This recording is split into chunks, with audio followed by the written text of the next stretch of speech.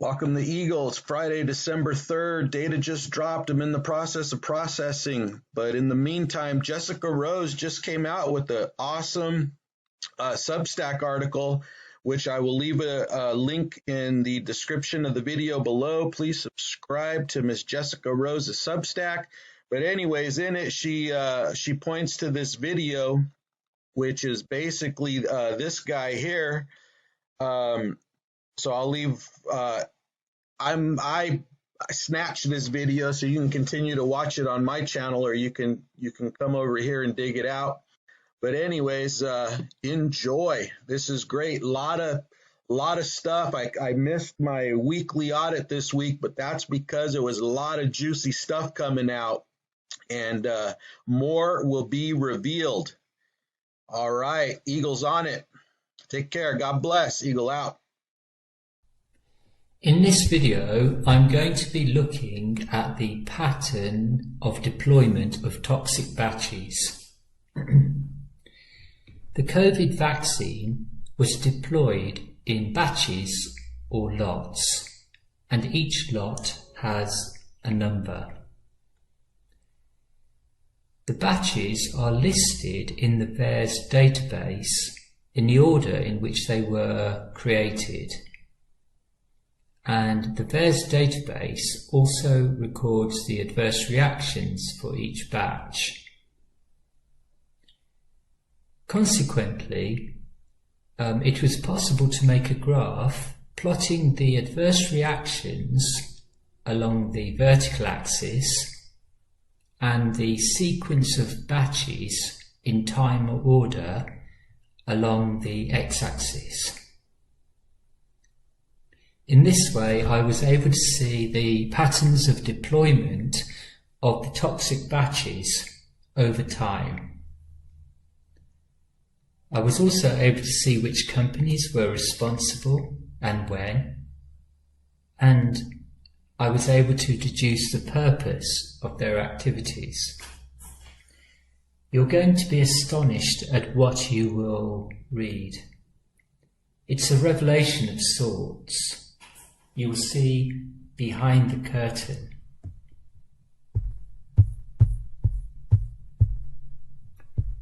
Here is a graph of all the reported batches in VAx in their time sequence and with their associated adverse reactions over the year 2021. So this is all the batches represented on a graph in 2021 in the order in which the batches were deployed, and on the vertical axis showing the number of adverse reactions for each batch. So each dot is a batch. Take a moment to look at what you can see. About 95% of the batches lie very close to the x-axis in this thick line here. These batches are all relatively harmless, generating only a handful of adverse reactions per batch. In fact, 80% of all the batches generate only one or two adverse reaction reports and so are harmless. All these harmless batches are found close to the x-axis. And now for the shock. All the clouds of dots and these spikes of dots, all of these dots above the x-axis, all of these clouds and spikes are toxic batches. Yes, all of them.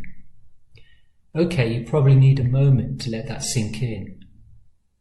Maybe take a breath or two. We'll get more into what these spikes and clouds mean later. For now, I'll just give you a statistical breakdown. 5% of all the batches belong to these clouds and spikes. The really toxic ones generate 1,000 to 5,000 adverse reaction reports and are found above this red line. These batches have been found to consistently cause adverse reactions, disabilities, deaths and hospitalizations in every state right across the USA. Wherever they are deployed, wherever they are dispensed, they cause harm. So these are the really toxic batches here. Luckily, these batches above the red line only comprise about 0.65% of all the batches, so there's only a 1 in 200 chance that your vaccine shot will come from one of these. A lesson learned. If you have been lucky so far, then don't carry on rolling the dice. So the total number of batches deployed in 2021 and recorded in VAERS is 28,330. As mentioned above, 80% of the batches are harmless, generating only 1 or 2 adverse reaction reports per batch, and they all lie inside this thick line along the x-axis. However, 1 in 200 batches are very toxic, generating 1,000 to 5,000 adverse reaction reports, and these are all of these dots here above the red line.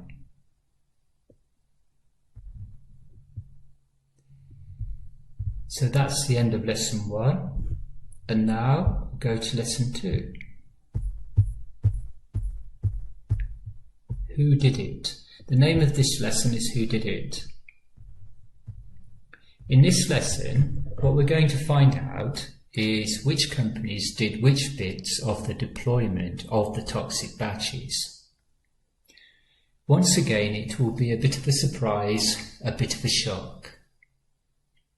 Knowing who did what is actually a lot simpler than Cluedo, because there are only 3 companies involved in the deployment of vaccines in the USA: Moderna, Pfizer, and Janssen & Janssen. These are the only 3 that show up in the VAERS reports. In order to see the contribution that each had on the deployment of toxic batches, I simply filtered the manufacturer column and selected each company in turn. No big deal. Of course, you'll need to do this in Excel after downloading the database.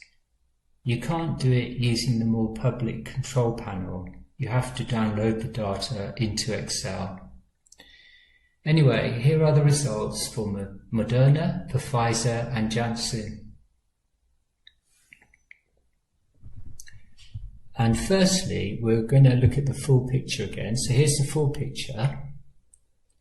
Now, here are the results just for Moderna, and you'll notice how Moderna accounts for every single vaccine batch in the first half of chart 1.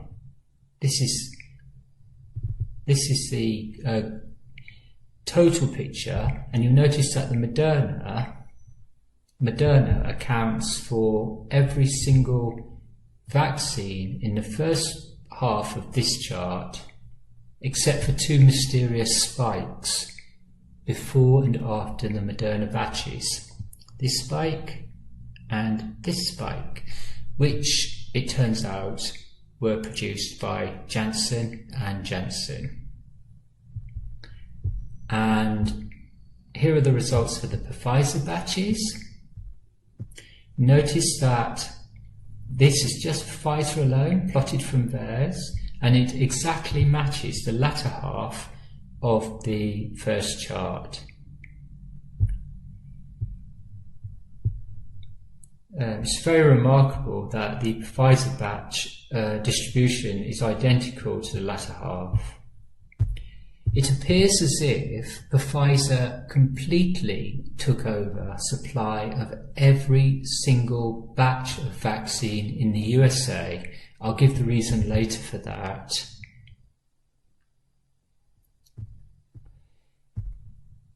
And it's also interesting how each company appears to be working along with the others so that no one intrudes on the other's slot. Notice how Janssen abruptly stops, and then Moderna starts, then Moderna stops all toxic batches, and then Janssen starts, and then Pfizer starts. And at this point, Moderna completely leaves the picture and does absolutely no more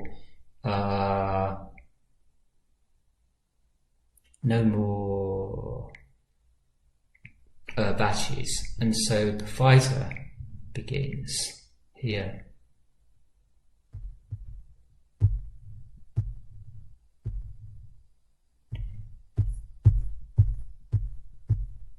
Anyhow, the results are quite unexpected because I would have rather expected that the deployments from each company would be intermingled and spread out. Instead, what we have is carefully compartmentalized deployments from each company.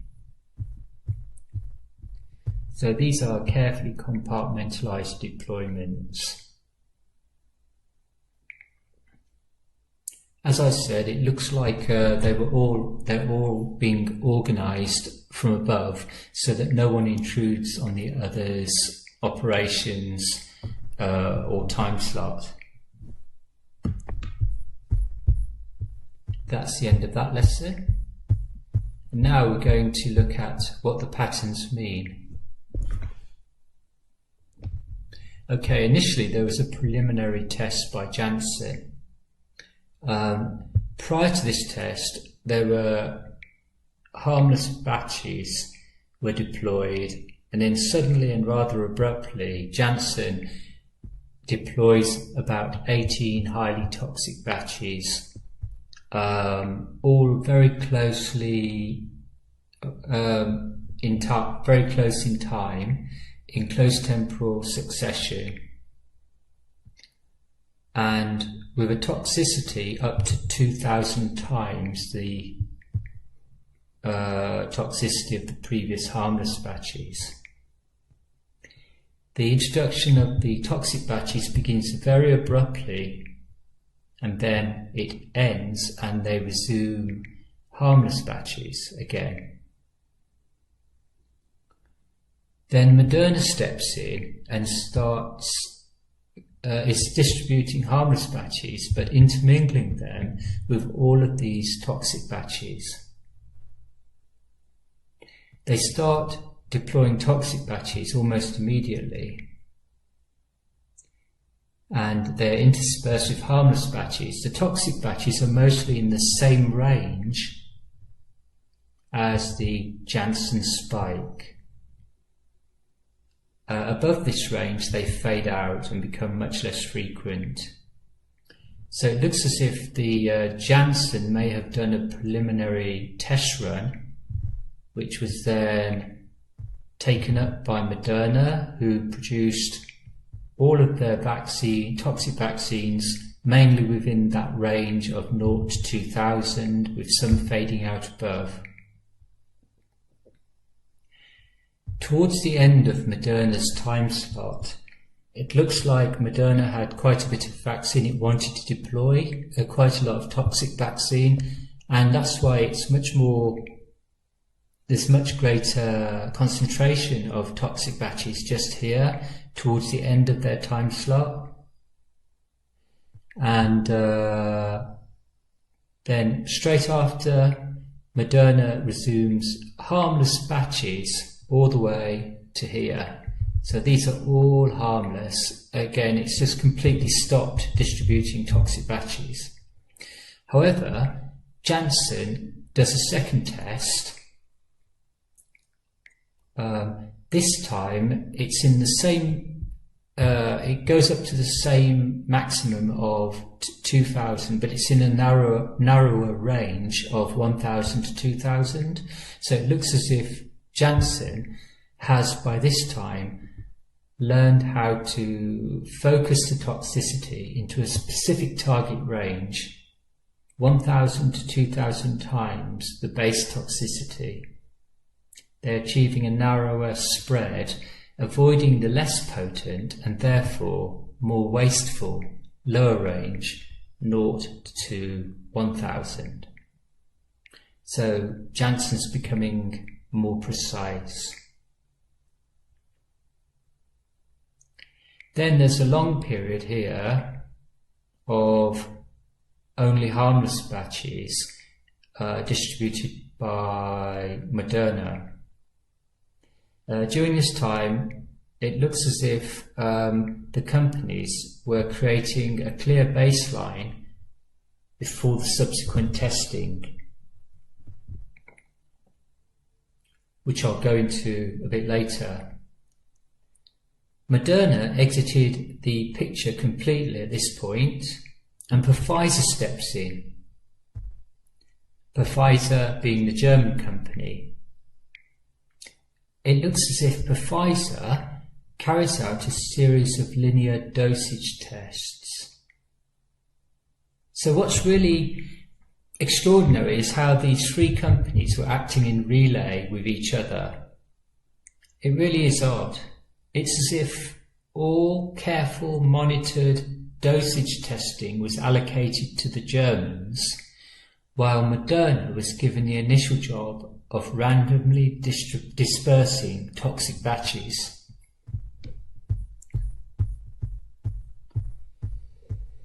Why was Pfizer brought in? As you will see in the following, Pfizer was brought in to carry out rigorous dosage testing, deploying the most lethal batches systematically and recording and monitoring the effects.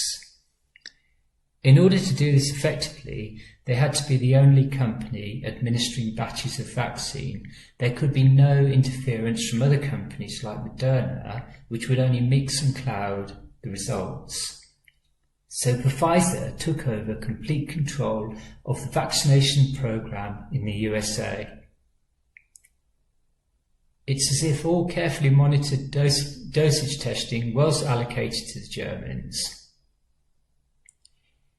The delegation of dosage testing to Pfizer was most likely because Moderna was uncomfortable about testing on their own people, and it would be safer to involve an outside party for this nasty work. Moderna employees might waver in the face of applying toxins to their own friends and neighbours, and it only takes one leak. The purpose of Moderna's deployment of toxic batches. Moderna randomly distributed its toxic batches. In contrast, it looks as if Pfizer deployed its batches with far more control under strict testing conditions, as will be described in the next lesson. The purpose of the Moderna, therefore, was not to monitor or measure, since the deployment looks random and uncontrolled.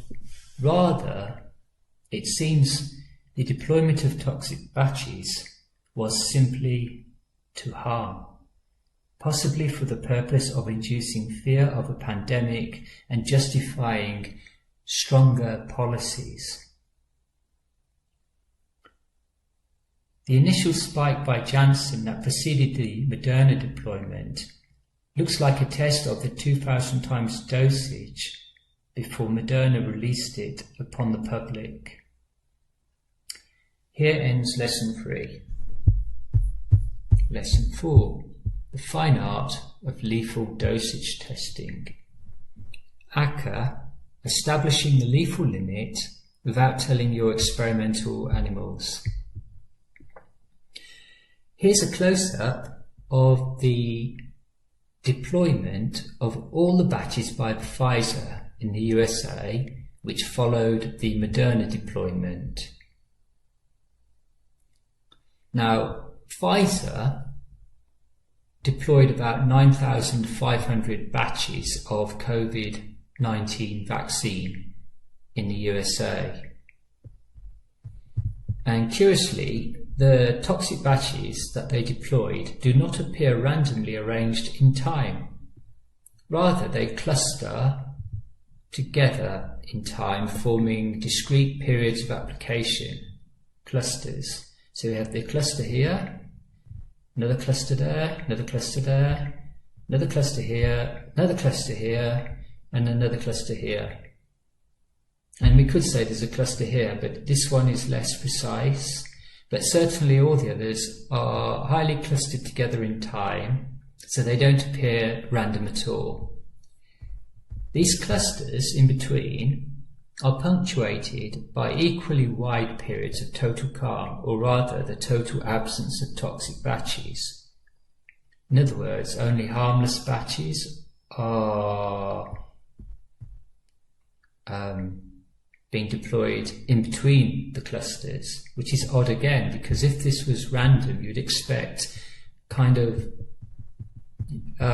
lots of intermediate, randomly dispersed, randomly scattered batches, but no, it goes highly toxic, serotoxic, highly toxic, serotoxic, highly toxic, serotoxic, highly toxic, and it's like a non-random distribution. Okay, and the transition between cluster and calm is, and the transition between the cluster of toxic batches and the periods of harmless batches is always abrupt. Also, the toxic batches don't appear to be randomly arranged in terms of their toxicity. Just as the batches cluster in time, they also cluster in toxicity, falling into discrete ranges. For example, here's a range, then here's a range, then here's a range, then here's a range. In fact, all the ranges are about the same distance between the minimum and maximum. So here we have the range is in 2,000 to 3,000 times. Then this range here is in about 1,500 to 2,500. And this one here is in the range 1,000 to 2,000. And this one here is in the range, well, it's possibly 0 to 1,500, though it could be 500 to 1,500. Either way, it's a very nice linear decline that we can see in the dosages that they were administering. So the toxic batches do not appear to be randomly arranged in terms of their toxicity. Batches that cluster in time also cluster in toxicity, falling into discrete ranges that are distinct from the other clusters. So that's another odd thing, why the range here should be discrete and distinct from the range here. If this was random, and the range here is different from that one, and the range here is different from that one. Furthermore, the toxicity ranges of sequential clusters decrease in a stepwise manner rather than as a continuous slope. And these steps follow a linear decline. Okay, yes, so if the toxicity was random, we would expect it to not necessarily go down in steps, but rather just a continuous slope, perhaps. But these are in steps. It's steps of 500.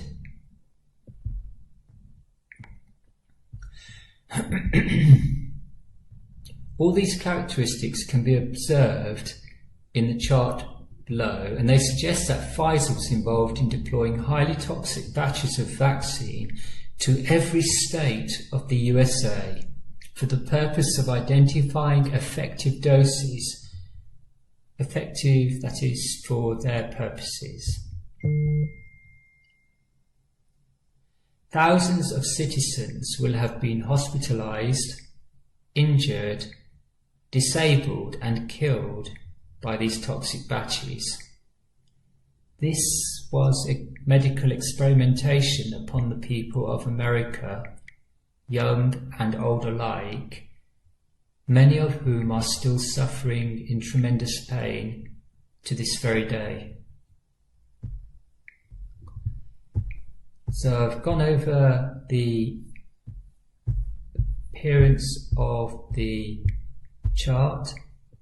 So just to sum up, the medical experiment by Pfizer. Many characteristics of this deployment suggest that they were carrying out discrete dosage testing. 1. Highly toxic batches clustered together in close temporal proximity. They appear in clusters close to each other in time. These sequential clusters are abruptly separated by clear periods during which only harmless batches are deployed. The toxicity of these toxic batches is not random, but rather is clustered into narrow ranges of toxicity. The clusters of batches occupy ranges of toxicity that are distinct from one another and follow a stepwise linear decline, each step being equal in size and punctuated by a clear period of harmless batches. The batch steps were in sequential order 3,000 times, 2,500 times, 2,000 times, and 1,500 times. Here, that's the end of my presentation, and what you've seen is not just that the demonstration that batches are not all of equal toxicity, but I've also shown throughout the presentation that the deployment of these toxic batches often is not random. They appear abruptly, they appear in a systematic way, time slotted for each company, and also cease just as abruptly, just like Janssen's ceased suddenly and resumed harmless batches, just as Moderna ceased all of its toxic batches and resumed a long period of harmless batches. And then Pfizer launches in with dosage testing at a very high toxic level, and then decreases it systematically in steps of 500 in a linear, stepwise fashion. So it's not just that batches vary in toxicity very, very widely. 80% are relatively harmless, only producing 1 or 2 adverse reaction reports. The remainder can have toxicity up to 5,000 times the majority of the batches. And these toxic batches seem to have been deployed systematically and deliberately upon the American people. It's ironic that America, the erstwhile victors of the Second World War, should finally fall victim to medical experimentation carried out by the Germans.